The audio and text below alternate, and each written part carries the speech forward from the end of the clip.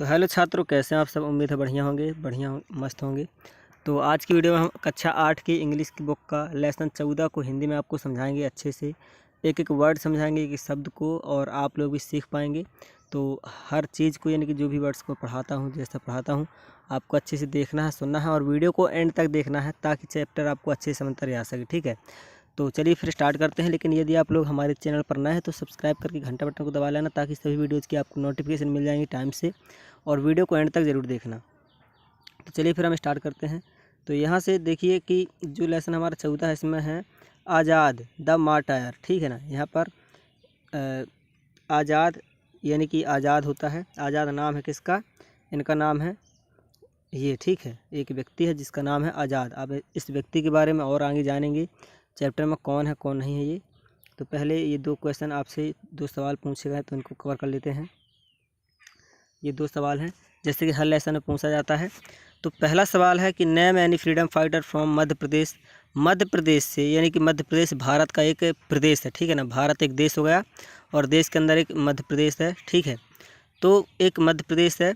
यहाँ पर सवाल कहा जा रहा है कि क्या आपको किसी स्वतंत्रता सेनानी का नाम पता है? क्या आप किसी स्वतंत्रता सेनानी का नाम जानते हैं जो कि मध्य प्रदेश का हो? कहाँ का हो? मध्य प्रदेश का हो।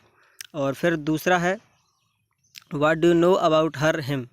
यदि ऐसा कोई है स्वतंत्रता सेनानी जिसके बारे में आपको पता है थोड़ा बहुत, या कुछ भी जानकारी है, तो आपको उसके बारे में क्या पता है? ठीक है ना, मतलब कि अगर ऐसा कोई है तो उसके बारे में आपको क्या पता है। ये दो क्वेश्चन हो गए। अब हम चलते हैं आगे। तो यहाँ पर स्टोरी हमारी यह शुरू हो जाती है। तो चंद्रशेखर सन ऑफ पंडित सीताराम तिवारी। यहाँ पर चंद्रशेखर हैं जिनका, जो कि पंडित सीताराम तिवारी के बेटे हैं। किसके हैं? पंडित सीताराम तिवारी के बेटे हैं, यानी कि चंद्रशेखर आज़ाद इनका नाम है। चंद्रशेखर आज़ाद नाम से जाना जाता है इनको। और एक इनके पिताजी का नाम क्या था? पंडित सीताराम तिवारी। एंड जगरानी देवी, इनकी माता का नाम क्या था? Jagrani Devi. Was born in village Bhavra in Jhabua district, presented Madhya Pradesh on 23 July 1906। ठीक है, तो यहाँ पर ये कहते हैं कि इनका जन्म कहाँ हुआ था चंद्रशेखर आज़ाद का? 23 जुलाई 1906 को भावरा गांव में और झाबुआ ज़िले में हुआ था। कहाँ पर? झाबुआ ज़िला था इनका नाम, यानी कि इनका ज़िला जो था झाबुआ ज़िला था, मध्य प्रदेश में झाबुआ ज़िला। और भावरा गांव था। क्या था? भावरा गांव था। ठीक है, और कब जन्म हुआ था इनका? 23 जुलाई 1906 को। फिर he received his early education in Bhavra, जो उन्होंने अपनी शुरुआती पढ़ाई की थी, यानी कि इन्होंने अपनी शुरुआती पढ़ाई कहाँ पर की थी? ही रिसीव्ड हिज अर्ली एजुकेशन, यानी कि शिक्षा इन भावरा। भावरा का ही जो गांव था वहीं पर इन्होंने अपनी पढ़ाई की थी, अपनी शिक्षा प्राप्त की थी। ठीक है, for higher education he went to Sanskrit pathshala at Varanasi. और अपनी उच्च शिक्षा के लिए हायर, ये हायर लिखा हुआ है, हायर एजुकेशन यानी शिक्षा, ही वेंट टू संस्कृत पाठशाला। वहाँ एक वाराणसी में, यानी कि उन्हीं के पास से, उन्हीं के गांव से, उन्हीं के ज़िले से एक दूर वाराणसी में वो अपने उच्च शिक्षा के लिए गए थे, आगे की पढ़ाई करने के लिए गए थे। जो स्टार्टिंग पढ़ाई हुई थी वो कहाँ हुई थी? भावरा में हुई थी, जो शुरुआती पढ़ाई हुई थी। फिर he was an ardent follower of Hanuman and once disguised himself as a priest in a Hanuman temple to escape the clutch of British police. ठीक है, तो क्या कहते हैं यहाँ पर, मतलब स्टोरी में क्या कि ही वाज एन अर्डेंट फॉलोअर, वह बहुत ही तीव्र, बहुत ही अधिक हनुमान जी के भक्त थे। क्या थे? हनुमान जी के सेवक थे, भक्त थे। And once disguised himself as a priest. और एक बार क्या हुआ था कि ब्रिटिश सरकार से, ब्रिटिश की जो पुलिस होती है, पुलिस उनके पीछे पड़ी हुई थी। अब वो पुलिस क्यों पड़ी हुई थी आगे जानेंगे हम। तो उनके पीछे पुलिस पड़ी हुई थी, तो वो क्या हुए थे कि अब हनुमान जी मंदिर में वो उन्होंने भेष बदल लिया था। क्या कर लिया था? डिसगाइज का मतलब होता है भेष बदलना। उन्होंने भेष बदल लिया था और पुजारी बन गए थे। क्या बन गए थे? एज अ प्रीस्ट, पुजारी बन गए थे हनुमान मंदिर में। ठीक है, टू एस्केप क्लच, यानी कि ब्रिटिश सरकार की पुलिस की पकड़ से बचने के लिए। फिर इसके बाद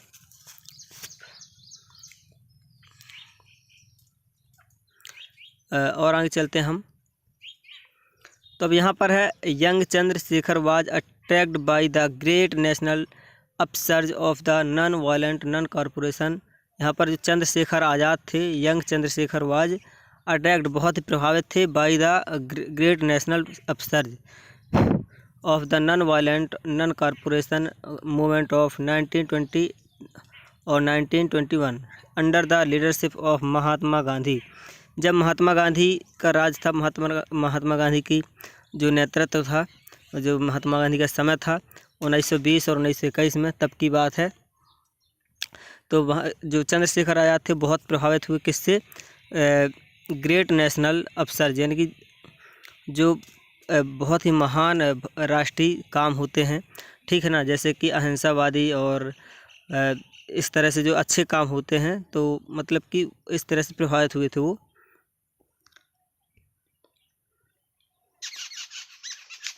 यानी कि जो यहाँ पर जो चंद्रशेखर आज़ाद थे वो महात्मा गांधी के नेतृत्व, जब महात्मा गांधी का नेतृत्व था, जब महात्मा गांधी नेता थे अपने भारत में, तो वो चंद्रशेखर आज़ाद बहुत प्रभावित हुए किससे, असहयोग आंदोलन से बहुत प्रभावित हुए, ठीक है ना।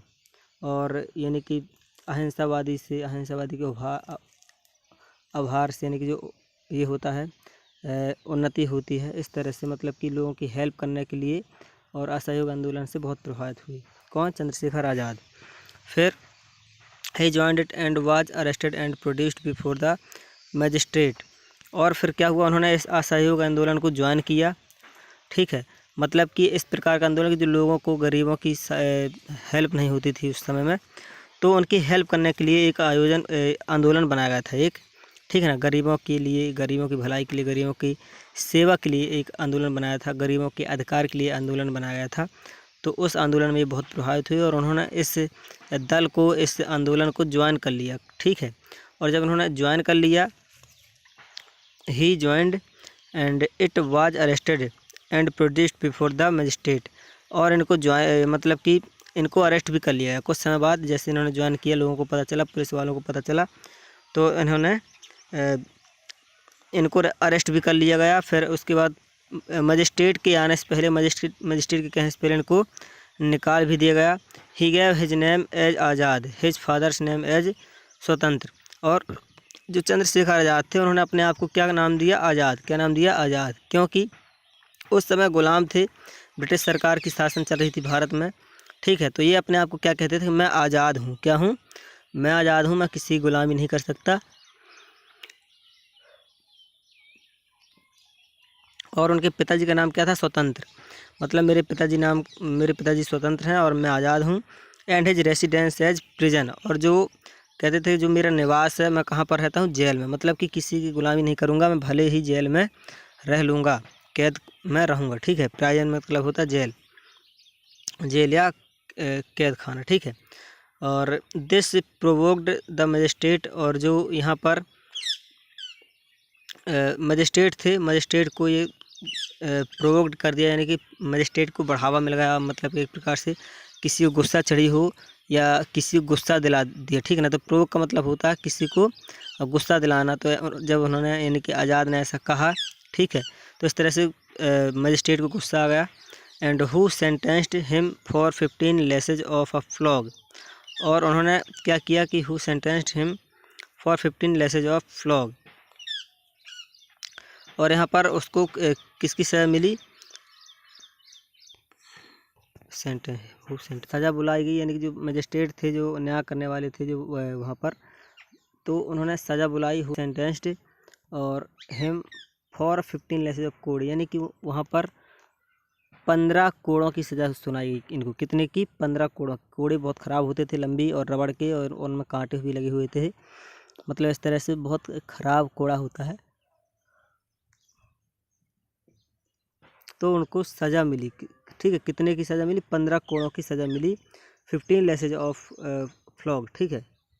एज आ रेवोल्यूशनरी, क्रांतिकारी के रूप में, he adopted the surname Azad which means free.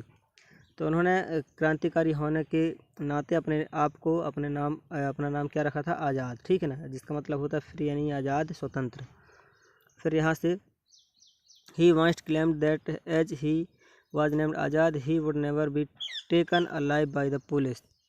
तो उन्होंने एक बार कहा था, दावा किया था कि जैसा कि मेरा नाम आज़ाद है, इसीलिए मुझे कोई भी पकड़ नहीं सकता, कोई पुलिस वाले पकड़ नहीं सकती। यहाँ पर देख सकते हैं ये जो होते हैं मजिस्ट्रेट होते हैं फैसला सुनाने वाले, तो ये मजिस्ट्रेट होते हैं। इन्होंने फैसला सुनाया था 15 करोड़ों का। और यहाँ पर जो आज़ाद है खड़े हुए हैं और ये पुलिस हैं जो कि गवाही दे रहे हैं, और ये उनके साथ में जो मजिस्ट्रेट के साथ में कर्मचारी रहते हैं वो लगे हुए हैं, ठीक है। तो इस तरह से तो वो कहते हैं कि जैसा कि मेरा नाम है आज़ाद, तो उसी नाम के लिए मुझे कोई पकड़ नहीं सकता, ना ही मैं पुलिस की कैद में कभी आऊँगा। यानी कि B taken alive by the police, यानी कि जीते जी अपने ज़िंदा रहते हुए मुझे कोई पुलिस वाला पकड़ नहीं सकता। मेरे मरने के बाद हो सकता है कि तुम लोगों को मैं मिल जाऊँ, पकड़ आ जाऊँ, बट मेरे जीते जी मुझे कोई भी पकड़ नहीं सकता, क्योंकि मेरा नाम आज़ाद है।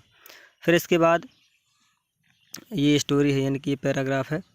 तो यहाँ पर Chandrashekhar Azad was a great Indian freedom fighter. जो चंद्रशेखर आज़ाद थे वो क्या थे, बहुत ही भारत के महान स्वतंत्रता सेनानी थे, जो कि गरीबों के हित में, गरीबों की आज़ादी के लिए लड़े, ठीक है। भारत के देशवासियों के लिए लड़े, और किसके खिलाफ, ब्रिटिश सरकार के खिलाफ। ब्रिटिश सरकार से उन्होंने लड़ाई ली अपने देश के देशवासियों के लिए। And his fires patriotism and courage inspired others to enter the freedom struggle, ठीक है ना। तो उनके इस बढ़ावे ने, उनकी इस हिम्मत ने देश के कई और भी लोगों को, नए युवकों को, और अपने अपराध के खिलाफ, यानी कि जो कैद थे, ठीक है ना, देशभक्ति थी उनकी, इतनी खतरनाक देशभक्ति थी, बहुत तीव्र देशभक्ति थी। तो उनकी इस देशभक्ति ने करेज इंस्पायर्ड और दूसरों को भी प्रभावित किया और प्रेरित किया, ठीक है, to enter the freedom struggle, यानी कि आज़ादी के आंदोलन में, आज़ादी के लिए लड़ने के लिए, और प्रोत्साहन दिया सभी उनकी इस हिम्मत ने, ठीक है। Chandrashekhar was the mentor of Bhagat Singh. Chandrashekhar जो आज़ाद थे भगत सिंह के मेंटर थे, यानी कि जो भगत सिंह थे तो भगत सिंह के वो थे क्या, मेंटर का मतलब होता है जो कि गाइड करता है, जो कि दूसरों को नेतृत्व करता है, दिशा निर्देश करता है, ठीक है ना। तो मेंटर, तो जो भगत सिंह के मेंटर थे, ठीक है, यानी कि भगत सिंह को वो निर्देश करते थे। भगत सिंह को भी अपनी तरह ही स्वतंत्रता सेनानी में शामिल होने के लिए और अच्छे काम करने के लिए, गरीबों के अधिकार के लिए उन्होंने क्या किया था, गाइड किया था, भगत सिंह को नेतृत्व दिया था और दिशा निर्देश दिया था, ठीक है। Who was also great freedom fighter, जो कि भगत सिंह आज़ाद भी क्या थे, फ्रीडम फाइटर थे। क्या थे, फ्रीडम फाइटर थे। लेकिन दोनों की दोस्ती हुई, और मतलब कि चंद्रशेखर आज़ाद बड़े और उसके बाद फिर भगत सिंह छोटे, ठीक है ना। इस तरह से both Chandrashekhar and Bhagat Singh actively participated in revolutionary activities. Both यानी कि दोनों ने, भगत सिंह आज़ाद ने, चंद्रशेखर आज़ाद ने एंड भगत सिंह ने, दोनों ने क्या किया कि भाग लिया किसमें, स्वतंत्र रूप से और अपने स्वेच्छा से भाग लिया किसमें, क्रांतिकारी कार्यों में, जो कि क्रांतिकारी कार्य थे, जो कि देश के लिए, देश के हित में आंदोलन थे, उनमें भाग लिया इन्होंने। And he was deeply troubled by the Jallianwala Bagh massacre, ठीक है ना। यानी जलियांवाला कांड हुआ था, यदि आप लोगों को पता हो तो जलियांवाला कांड हुआ था, उस पर वो लोग क्या थे, ही वाज डीपली ट्रबल्ड, बहुत उन्होंने संघर्ष किया, बहुत मेहनत किया जलियांवाले कांड में, ठीक है। इन अमृतसर इन 1919, यानी कि अमृतसर में 1919 में जो जलियांवाला कांड हुआ था उन पर इनका बहुत बड़ा हाथ था, बहुत बड़ा योगदान था, ठीक है ना। He was also involve in the Kakori case, और काकोरी हत्याकांड था, वहाँ भी इन्होंने बहुत बड़ा भूमिका निभाई थी और इनका हाथ था, मतलब कि देश की लड़ाई के लिए इन्होंने, गरीबों के हित के लिए वहाँ भी लड़े थे, उस वाले आंदोलन में भी थे और जलियांवाला कांड में भी ये लोग थे, ठीक है। और यहाँ से देख सकते हैं जो इस तरह से लड़ाई हुई थी जलियांवाला कांड, और ये हुआ था काकोरी केस, काकोरी घटना घटी थी, तो यहाँ पर भी दोनों लोग सम्मिलित थे, ये इस तरह से, है ना।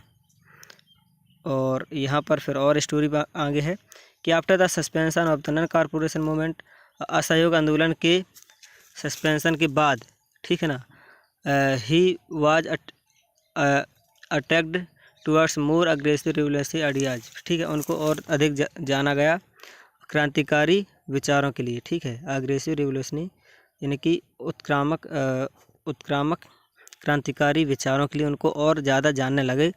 कब से, असहयोग आंदोलन के मूवमेंट से, जब ये लड़ाई हुई थी उस समय के बाद से। चंद्रशेखर आज़ाद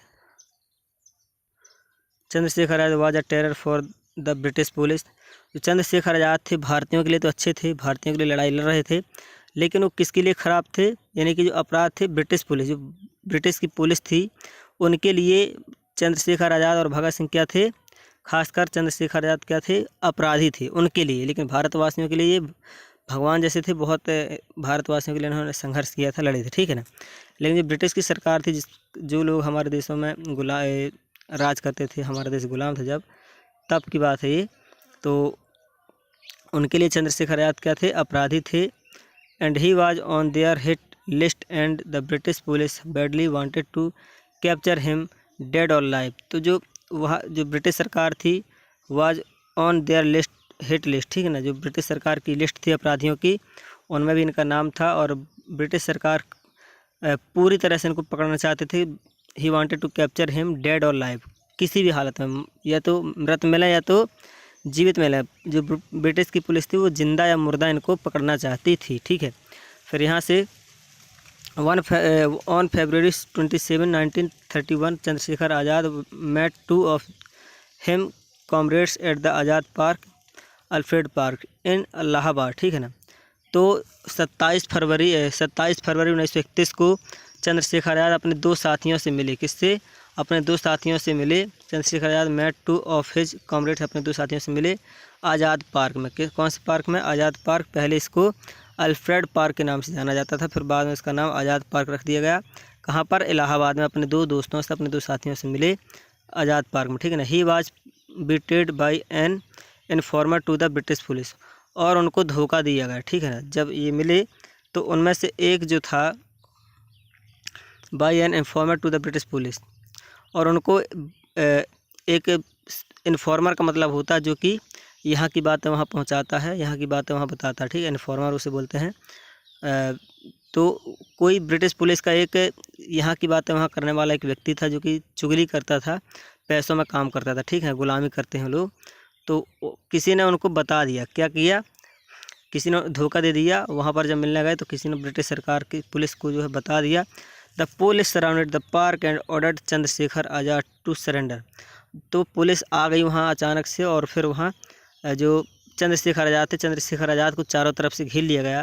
the police surrounded the park and ordered Chandrashekhar Azad को सरेंडर करने के लिए कहा, लेकिन Azad fought valiantly and killed 3 policeman.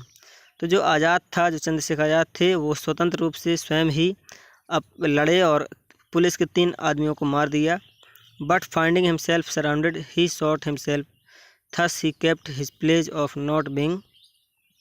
लेकिन जब उनको पता चला कि अब तो पुलिस के लोग बहुत ज़्यादा आ रहे हैं, मैं घिर चुका हूँ पुलिस वालों से, अब मैं पकड़ा जाऊँगा, तो जैसा कि उन्होंने प्रॉमिस किया था कि मुझे जीते जी कोई नहीं पकड़ सकता, ठीक है, तो लड़े वो उन्होंने। फिर finding himself surrounded he shot himself, तो उन्होंने अपने आप को गोली मार ली। जब उन्हें लगा कि अब तो बहुत सारे लोग हैं, अब मैं इनसे नहीं बच पाऊँगा, तो उन्होंने अपने आप को गोली मार ली, क्योंकि उन्होंने शपथ खाई थी कि मुझे कोई भी जीवित नहीं पकड़ सकता। Thus he kept his pledge of not being caught alive. तो जो उन्होंने शपथ ली थी कि मुझे कोई भी जिंदा नहीं पकड़ सकता, तो अपनी शपथ में वो लोग क्या हो गए, अब मतलब अपनी शपथ को उन्होंने जिंदा रखा, अपनी शपथ को, अपनी कसम को, अपनी सौगंध को जीवित रखा, और उस अपनी शपथ पर अड़े रहे, ठीक है।